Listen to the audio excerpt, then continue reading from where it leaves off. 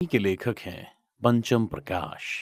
वीरान पड़ी ये जर्जर कोठियां इस बात का सबूत देती हैं कि यहाँ पहले एक नगर बसा करता था और आज लगभग 2 सदी बीत चुकी हैं, पर ये गांव फिर से आबाद नहीं हुआ और ना ही तो आसपास के वो 84 गांव जहाँ कभी पालीवाल ब्राह्मण रहते थे। वो पालीवाल ब्राह्मण जिससे गांव की मिट्टी समृद्ध हुआ करती थी, तो फिर ऐसा क्या हुआ जो रातों रात ये गांव खाली हो गया? क्यों आज 200 साल बाद भी लोग शाम के 6 बजे के बाद वहां जाने से कतराते हैं? आखिर कुलधरा के इतिहास में ऐसा क्या धंसा जिससे लोग आज भी खौफ खाते हैं? क्यों दिन में भी लोगों को वहां चूड़ियों की खनखन और पायलों की आवाजें सुनाई देती हैं? क्या ये सब आप नहीं जानना चाहेंगे? मिल गया। अब तक की कुलधरा की सारी बातें प्रबल अपने मोबाइल के सोशल मीडिया प्लेटफॉर्म पर सुन रहा था। आसपास में बैठे उसके बाकी दोस्त भी उसका चिल्लाना सुन उसकी तरफ आकर्षित हो गए। उसमें से ही एक आदित्य ने उससे कहा, क्या मिल गया ऐसा जो तू चिल्लाने लगा? अरे आदित्य, बता रहा हूं ना, एक ऐसा कॉन्सेप्ट मिल गया है जिससे हमें एक बड़ा हिट मिल सकता है। जैसलमेर का एक गांव जहां से रातों रात 5000 लोग गायब हो गए थे। अभी प्रबल ने अपनी बात पूरी की थी कि जोया बोल पड़ी। तुम कुलधरा की बात कर रहे हो ना प्रबल? उसकी बात पर प्रबल एकदम रोमांटिक अंदाज में कहता है, yes my dear baby, you got it very right.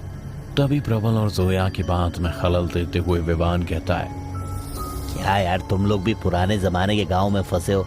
आजकल ओइजा का ट्रेंड है।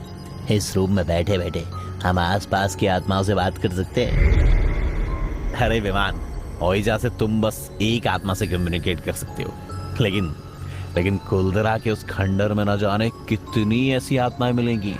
और अगर नहीं भी मिली तो क्या हुआ? लोकेशन इतनी खतरनाक है कि 2-4 मिलियन व्यूज तो आ ही जाएंगे। प्रबल की इस बात पर आदित्य ने हंसते हुए कहा, वहां तुम्हें दिन में क्या ही फुटेज मिलेगा। इसी बीच जोया ने लपकते हुए कहा, पर हम वहाँ रात में भी तो जा सकते हैं, है ना? ये कहते हुए जोया की आंखों में एक अजीब सी चमक थी, जैसे कि वो कुलधरा जाने को बेताब हो। पर उसकी ये बात सुन के सभी के माथे पे पसीने चमकने लगा, क्योंकि भले ही वो हॉरर कंटेंट बना रहे थे, पर उनमें अभी इतनी हिम्मत नहीं थी कि वो वहां जाएं, वो भी रात में जहां 2 सदी से कोई भी नहीं गया। और अगर हिम्मत हुई भी तो जाएंगे कैसे?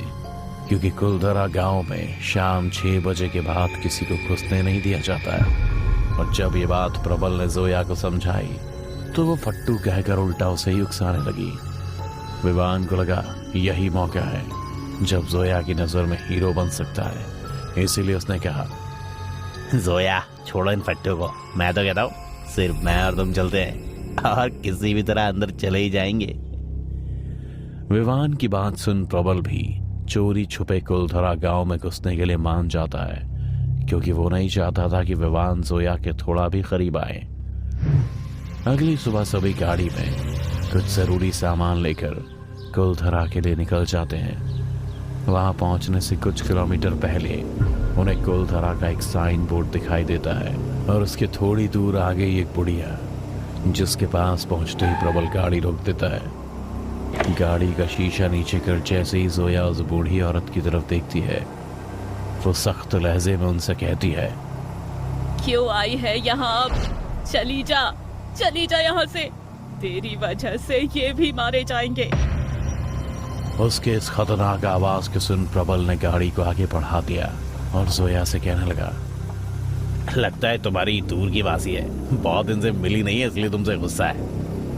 उसकी बात सुन सभी गाड़ी में हंस पड़ते हैं, पर जोया की नजर गाड़ी के बैक मिरर पर जा टिकी, जिसमें वो बूढ़ी औरत को देख ही रही थी।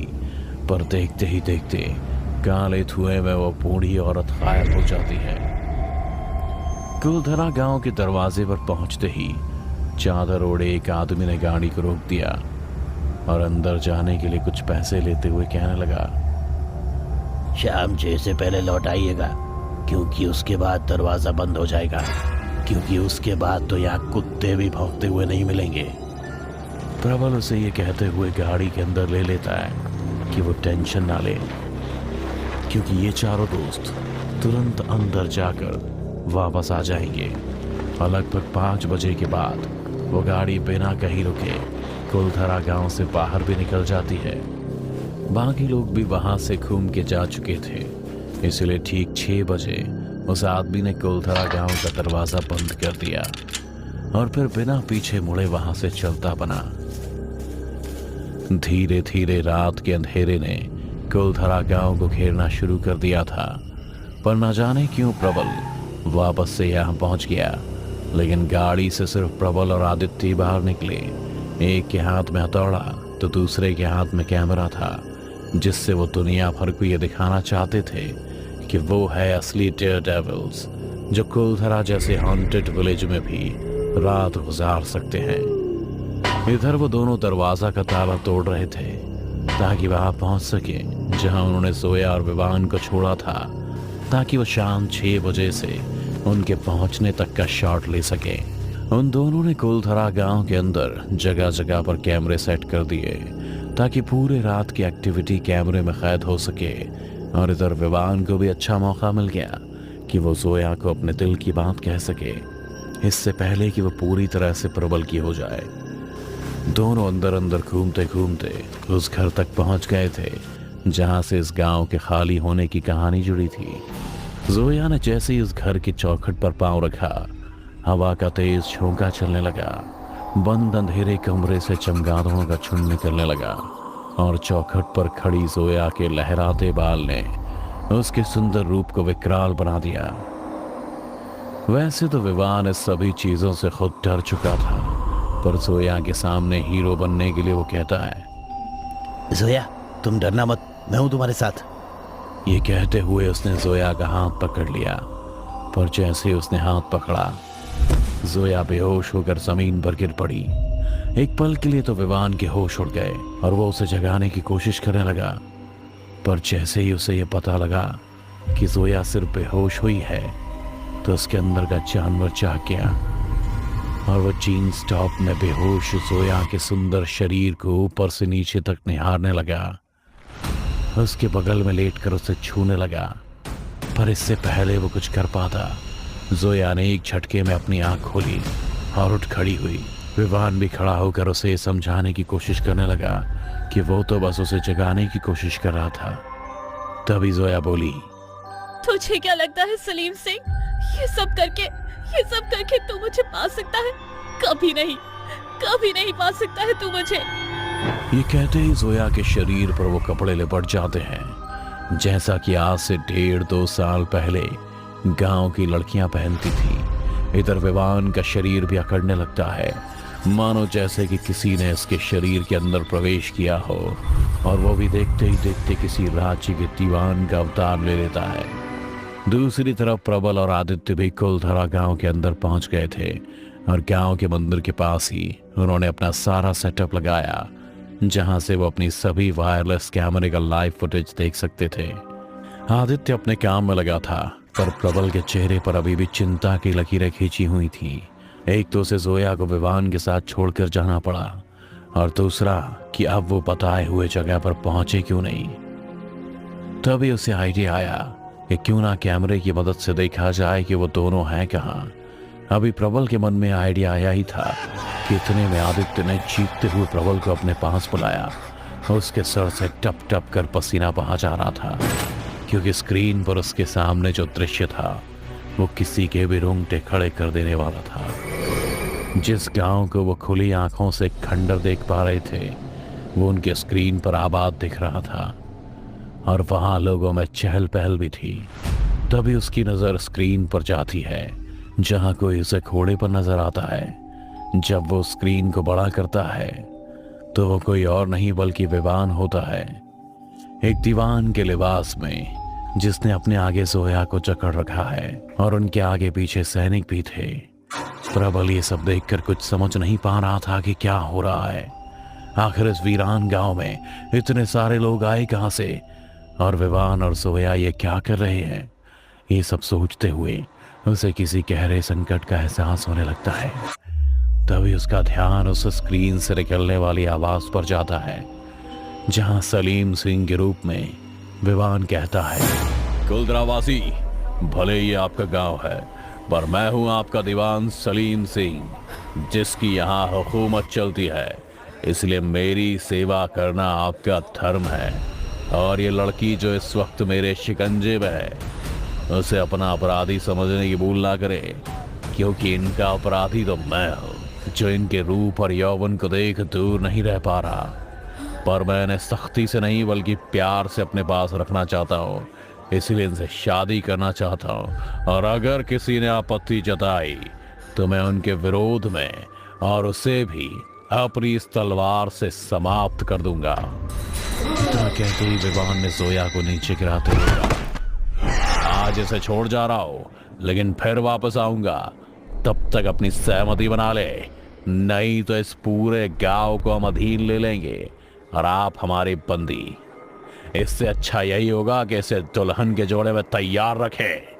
इतना कहते ही विवान के शरीर में बसा वो दीवान अपने दल बल के साथ वहां से धमकी देकर निकल जाता है। इधर जैसे ही प्रबल की नजर स्क्रीन से ऊपर उठी तो भयानक रूप में अचानक से वही बूढ़ी औरत उसके सामने आ गई जो उसे रास्ते में मिली थी।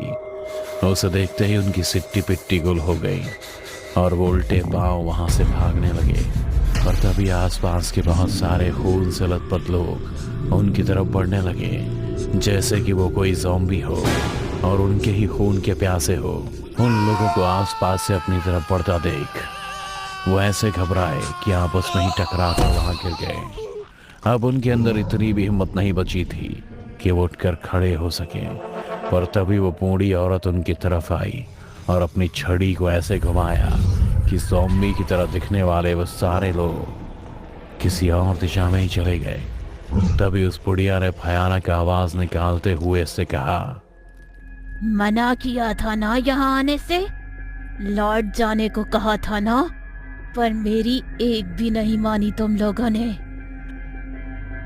उसकी बात सुनकर प्रबल का विश्वास हो गया कि अब वही है जो उसे यहाँ से बचाकर निकाल सकती है। इसीलिए वो उसके सामने गिड़गिड़ाकर पूछने लगा कि ये सब क्या हो रहा है और हम कैसे बचें। तभी बुढ़िया ने कहा, बच्चे, यहाँ ये सब पिछले 2 सालों से चलता आ रहा है और यहाँ अंधेरे के बाद रुककर तुम इस सब का हिस्सा बन गए हो। जहाँ तक बात रही यहाँ से बच निकलने की, तो उस लड़की के कारण ही तुम सब यहाँ फंसे हो और अब वही तुम्हें यहाँ से बचा सकती है। उस लड़की को सलीम सिंह से बचाने के लिए आज रात फिर सभी गांव छोड़ यहाँ से निकलेंगे। उन्हीं के साथ बाहर निकल जाओ, नहीं तो सलीम सिंह तुम्हें छोड़ेगा नहीं। और ध्यान रहे कि भीड़ के साथ तुम बाहर निकलोगे, उन्हें भी पता नहीं चलना चाहिए कि तुम उनसे अलग हो। इस बुढ़िया की बात खत्म होते ही प्रबल स्क्रीन पर देखने लगा कि अभी वो आखिर है कहाँ।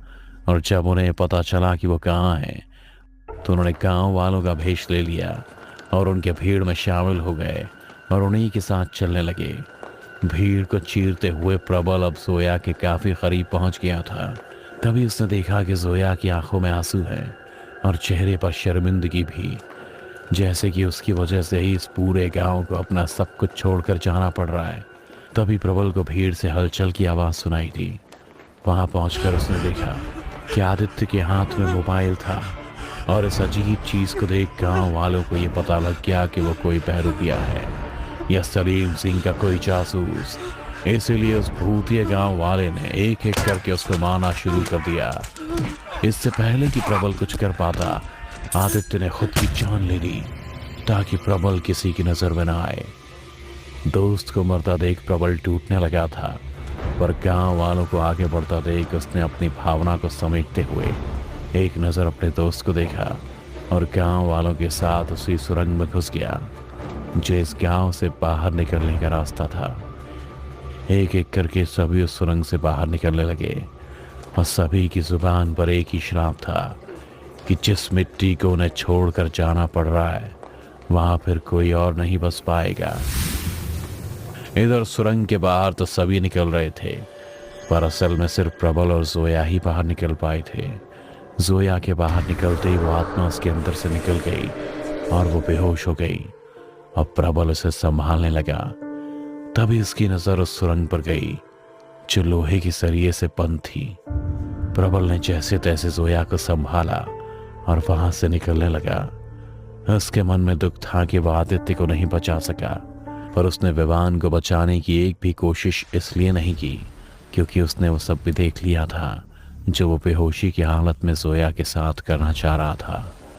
जाते जाते उसने एक नजर पीछे देखा जहां से वो बूढ़ी औरत दिखी जिसने उसे कहा, अब कभी वापस लौट के मत आना कुलधरा।